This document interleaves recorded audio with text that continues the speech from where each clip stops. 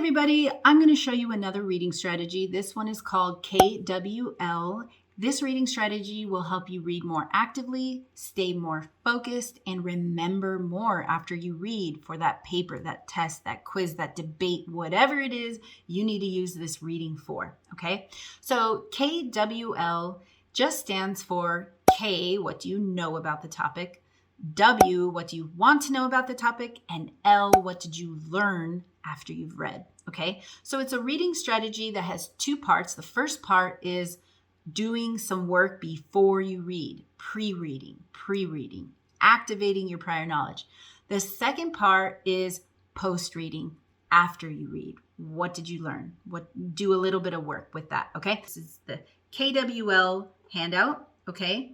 So this is the KWL chart. K, as I said, stands for what do you know already about the topic. The W is what do you want to know, and the L is what did you learn, right?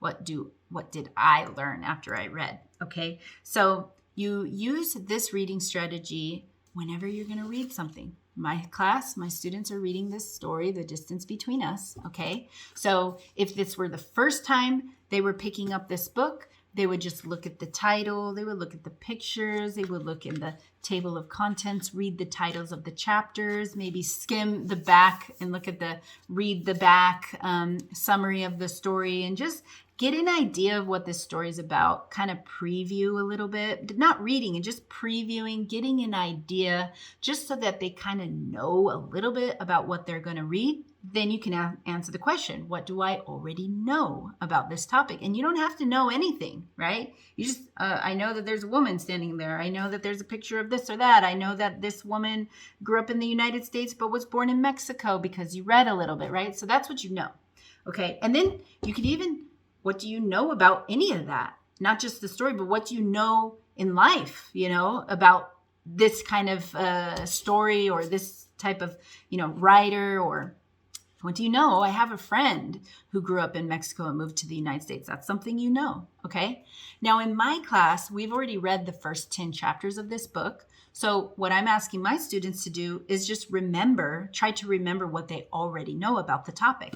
So that's going to activate their prior knowledge. They're going to fill out that first column right there, the K column. So here, I'll do it. What do I already know? I've read the first 10 chapters. So what I already know, this is what stands out to me. This is what I remember. Okay. What I know is that there's a character, the character named Reina is very sad because her parents left her and her siblings to go to the United States. Okay. I know that the parents left the children in Mexico for many years. While they were in the U.S., the children lived with their grandparents, okay? And you could even, it doesn't have to only be about the story. It could be anything you know about this topic. The point is just to activate your prior knowledge about the topic, just to get you focused and thinking on this topic, okay? Now, let's move to the next column. The next column is the W column. What do I want to know? I'm about to read 10 more chapters. Before I do that, let's spend a few seconds thinking about what I want to know. I already know certain things, but what do I want to know? What more do I want to know? I want to know if the parents will both come back or if it will just be the mother. Okay, because actually the mother did come back, and I know that. I forgot to write it down though earlier. I want to know, I know, one thing I know that I forgot to write down too is that the mother comes back from the U.S. without the father and brings a new baby. I want to know if Reina's father is the father of that baby. I want to know,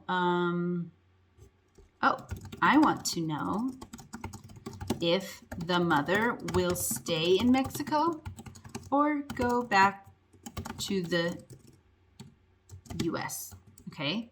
And I want to know, if she goes back, will she take her kids, right? Will her kids will her kids be happy that she's back, or will they be disappointed in her or mad at her in some way because she's been gone forever, okay, for many years? All right, so that's the first part. That's the pre-reading stage. You have to activate your prior knowledge, what you already know about the topic, and then what you want to know about the topic. Now you're focused, you're ready to go. You're going to read with a focus because you've already written down what you want to know. So now when you're reading, you're actually looking to see the answers to those questions that you made, okay? And you don't have to find them. You don't have to be right or wrong or anything.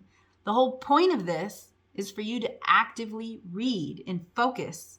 And the more you focus and the more engaged you are with your reading, the more you're going to remember, okay? So I wrote down what I want to know. Now I'm going to read. And as I'm reading, I got those questions in the back of my head. So I'm questioning, I'm predicting, I'm guessing, I'm connecting with my life. I'm getting happy, I'm getting sad, I'm doing all these things while I'm reading.